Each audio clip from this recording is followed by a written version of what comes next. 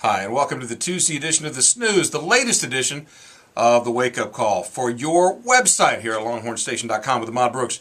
I'm Jon Madani, and today we are talking about what was arguably the greatest game in the history of the NCAA tournament, at least for these young eyes. 61-59, Duke vanquishes Butler.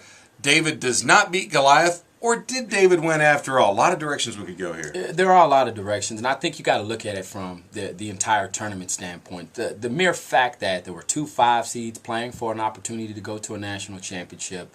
West Virginia gets in. The way that they took out the #1 Kentucky, who was the favorite at the time. The way Kansas went down, who was the #1 overall. And they lose to Northern Iowa.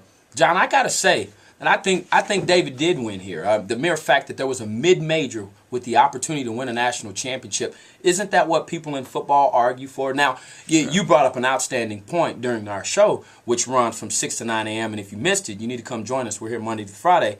But the big boys win all the time. Yeah, they do. So, and in fact, if you consider the preeminent basketball programs in this country right now, you have to say Duke, North Carolina, Kentucky, Kansas.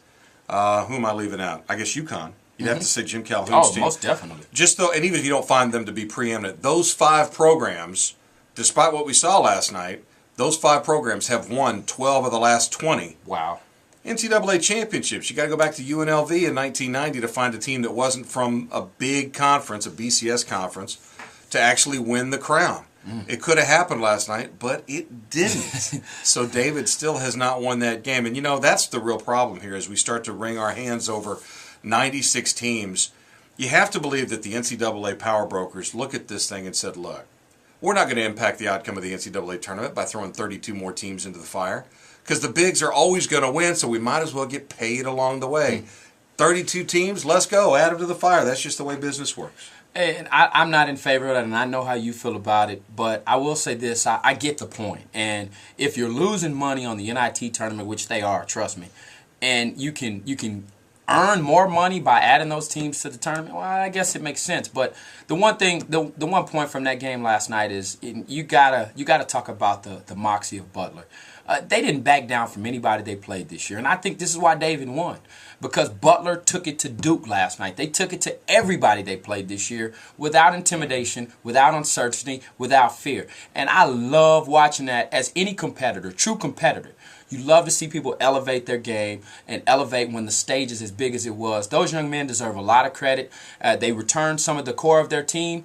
And the one thing that I'll say is if they can keep that coach on the sideline. Right. Because this is the guy that I think is now going to leave early. Any big job that's open right now, or if you're a program that's on the brink of firing your coach, John, he's now on your radar, and he's now a prime candidate to take over at a top program. Well, and we got news late this morning that Oliver Purnell is leaving Clemson to take the job at DePaul. Boy. So Clemson is open, a job in the ACC, where you get to actually battle Duke and Carolina. Wow. I don't know. I think his phone might ring. I mean, if you're at Clemson and you're not at least calling the guy to see if he's interested in a job interview, there's something wrong with you. All right, so that wraps up this edition of the Snews. And perhaps David did win from another standpoint as well. We don't consider any aspect of Duke being in the David part of the equation, David versus Goliath. But to be fair, we probably should do that here. And I don't root for Duke. The hell with Duke. I don't root for him. I was a huge Butler fan last night. But consider this: their big 3 of Smith and Shire and Kyle Singler. Their big 3.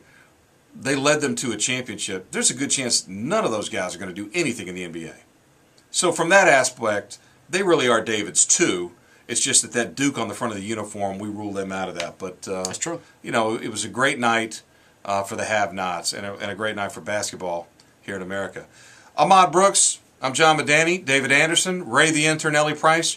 We try to entertain you every day at 6 a.m. Hope to see you tomorrow, AM 1300 The Zone.